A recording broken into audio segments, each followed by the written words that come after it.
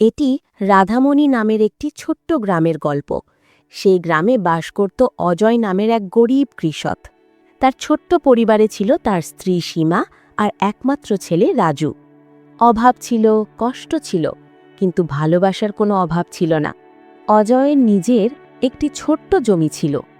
সেই জমিতেই চাষ করে সে সংসার চালাত। কিন্তু ধীরে ধীরে সেই জমির উর্বরতা কমতে শুরু করল। ফসল আর আগের মতো হচ্ছিল না। দিন দিন আমার এই জমিতে ফসল কমে যাচ্ছে। এভাবে আর সংসার চালানো যাবে না। মনে হচ্ছে আমাকে এখন অন্য কোনো উপায় ভাবতেই হবে। ওর সাথে কথা বলে দেখি ও কি বলে। সীমা, একটু এদিকে আসো তো, তোমার সাথে জরুরি কথা আছে।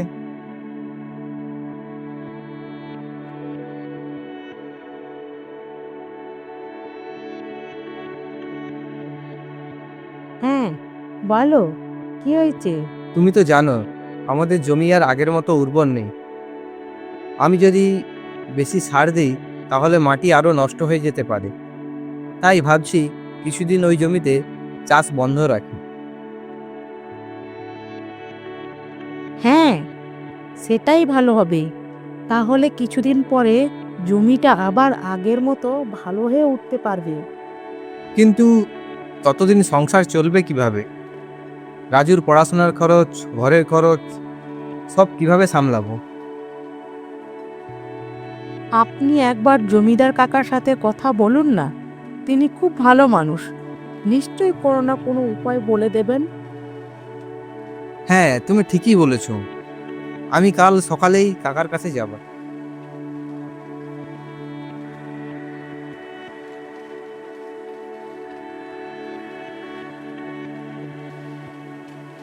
কাকা, আপনি বাড়িতে আছেন?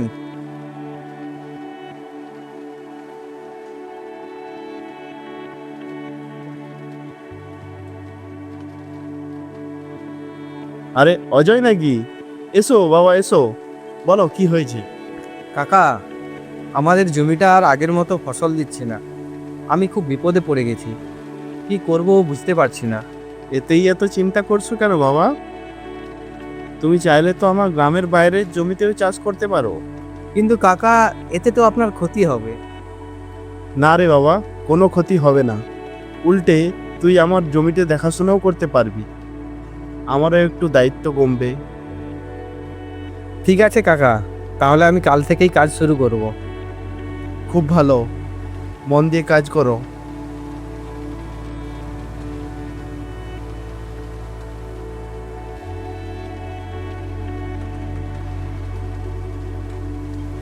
সীমা, কাকা আমাকে তার গ্রামের বাইরের জমিতে চাষ করতে দিয়েছেন। সত্যি? এ তো খুব ভালো খবর। হ্যাঁ, এখন আমি আরো পরিশ্রম করব, চেষ্টাও করব ভবিষ্যতে যাতে আরো জমি কিনতে পারি। আমি জানি আপনি পারবেন।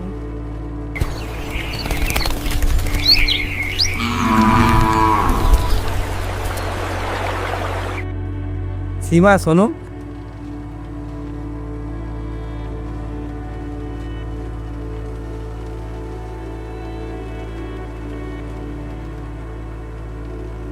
কাকার জমিটা তো গ্রামের বাইরে, তাই ফিরতে একটু দেরি হতে পারে। আমি যদি দেরি করি তাহলে তুমি রাজুকে নিয়ে খেয়ে নিও। ঠিক আছে, কিন্তু আগে খাবারের ডিব্বাটা নিয়ে যাও।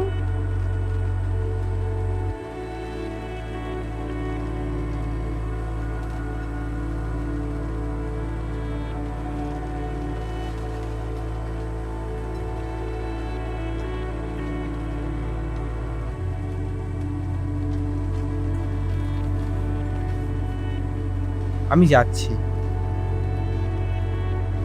অজয় খাবারের ডিব্বা নিয়ে গ্রামের বাইরের মাঠের দিকে রওনা দিল।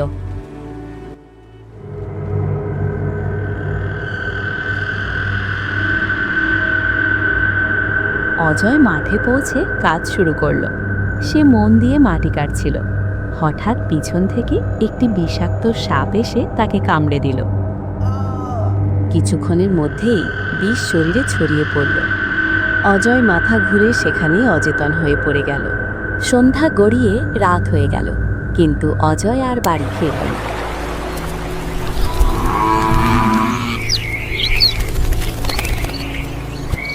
মা, বাবা এখনো এলো না কেলা? তোর বাবা তো বলেছিল ফিরতে দেরি হবে, কিন্তু এখন তো অনেক রাত হয়ে গেছে। কেন জানি খুব চিন্তা হচ্ছে। মা, তুমি এত চিন্তা করো না, হয়তো কাজ বেশি পড়ে গেছে, তুমি একটু বিশ্রাম নাও। ছেলের কথা শুনে সীমা ঘরে গেলেও তার চোখে এক ফোঁটা ঘুমও ছিল না।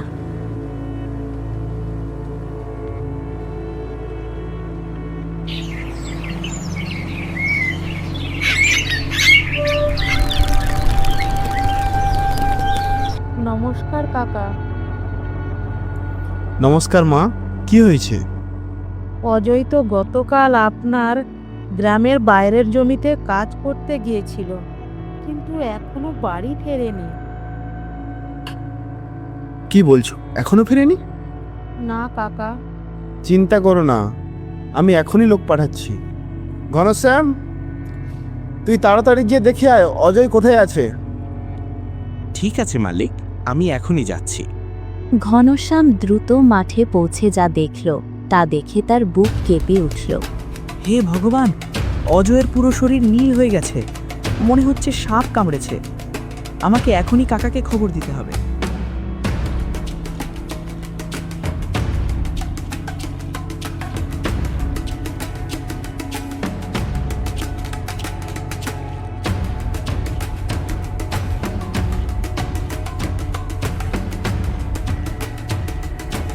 মালিক, বড় বিপদ হয়েছে। কি হয়েছে, অজয়কে পেয়েছো? হ্যাঁ মালিক, কিন্তু ও মাঠে অজ্ঞান হয়ে পড়ে আছে, মনে হচ্ছে সাপ কামড়েছে। না, এ হতে পারে না। ঘনশ্যাম, তুই এখনই তান্ত্রিক নিয়ে যা, আমি সীমাকে নিয়ে মাঠে যাচ্ছি। অজয়, চোখ খোলো, খোলো না অজয়।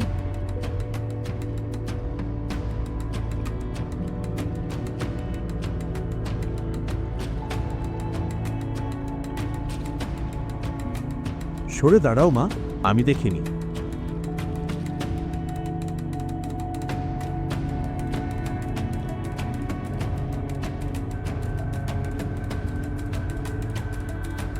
কি অবস্থা তান্ত্রিক মশাই? আমি মিথ্যে আশ্বাস দিতে চাই না, অজয়ের অবস্থা খুবই খারাপ। আমি বিষনাশক ওষুধ দিয়েছি, কিন্তু বিষ শরীরে অনেকক্ষণ ধরে ছিল। সে এখন গভীর অচেতন অবস্থায় আছে। ও কি আবার সুস্থ হবে? এখন কিছুই নিশ্চিত করে বলা যাচ্ছে না। আমি কিছু ওষুধ দিচ্ছি, সময় মতো খাওয়াতে হবে, বাকিটা ভগবানের হাতে। গ্রামের কয়েকজন মিলে অজয়কে বাড়িতে নিয়ে এলো। সীমার জীবনে নেমে এলো এক অন্ধকার সময়। সীমা মা, ভেঙে পড়ো না, অজয়ের যত্ন নিও। আর কোনো কিছু দরকার হলে আমাকে বলবে, আমি প্রতি মাসে তোমাকে কিছু টাকা পাঠিয়ে দেবো। আপনাকে অনেক ধন্যবাদ কাকা।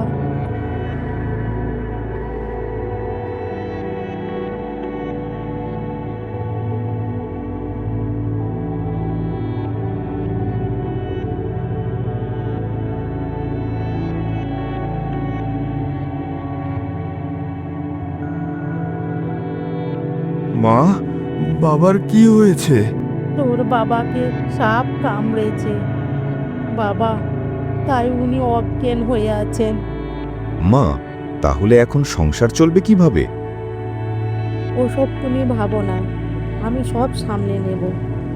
না মা, তুমি একা এত কিছু কিভাবে করবে? তুমি বাবার দেখাশোনা করবে, বাড়ি সামলাবে, আমি মাঠে কাজ করব। না, তোমার কাজ পড়াশোনা করা। তোমার বাবার স্বপ্ন তুমি বড় অফিসার হবে। আমি তোমাকে সেই জায়গায় পৌঁছে দেব, যাই হোক না কেন।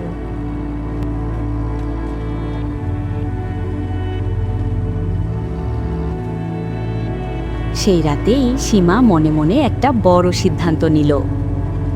আমি আর অপেক্ষা করতে পারি না, আমাকেই এখন মাঠে নামতে হবে। আমাকেই সংসার আর ছেলের ভবিষ্যৎ বাঁচাতে হবে।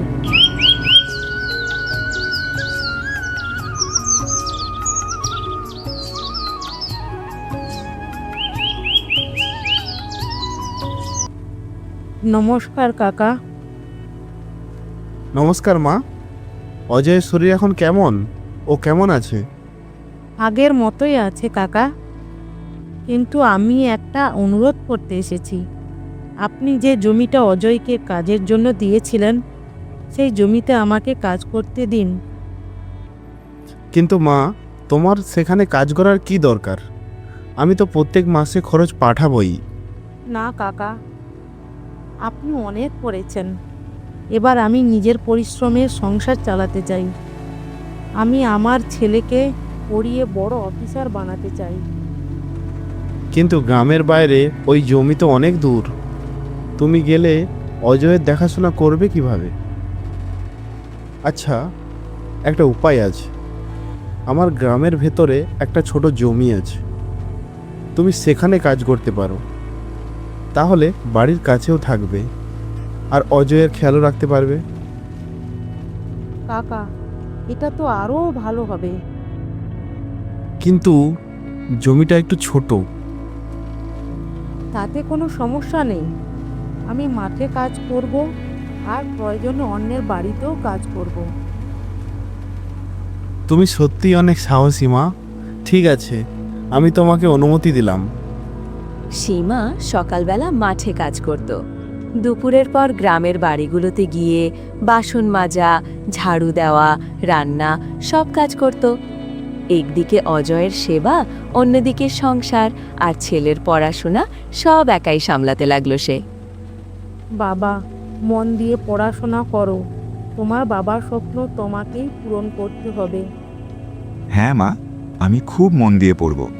একদিন তোমাদের গর্বিত করব। সীমার পরিশ্রম দেখে গ্রামের মানুষও অবাক হয়ে গেল। তারা দেখল কিভাবে এক মা নিজের পরিবারকে বাঁচাতে সব কষ্ট হাসিমুখে সহ্য করছে। ধীরে ধীরে সীমার চাষের জমিতেও ভালো ফসল হতে শুরু করল। এদিকে বৈদ্যজির ওষুধ আর সীমার যত্নে ধীরে ধীরে অজয়ের শরীরে বিষের প্রভাব কমতে লাগল। একদিন হঠাৎ সীমা, অজয়, তোমার জ্ঞান ফিরেছে? ভগবান, তুমি আমার কথা শুনেছ। আমি তোমাদের খুব কষ্ট দিয়েছি। না অজয়, তুমি আমাদের শক্তি। তুমি শুধু সুস্থ হয়ে ওঠো, আমি সব সামলে নিয়েছি। ধীরে ধীরে অজয় পুরোপুরি সুস্থ হয়ে উঠল। সীমার ত্যাগ, ভালোবাসা আর সংগ্রাম দেখে অজয়ের চোখে জল এসে গেল। সীমা, তুমি শুধু আমার স্ত্রী নও, তুমি এই পরিবারের আসল শক্তি। আজ থেকে আমি তোমার সাথে কাঁধে কাঁধ মিলিয়ে সব দায়িত্ব পালন করব। আমরা একসাথে থাকলে সব পারবো। সময় কেটে গেল। রাজু মন দিয়ে পড়াশুনো করতে লাগল। কয়েক বছর পর সে সত্যিই একজন বড় অফিসার হয়ে উঠল।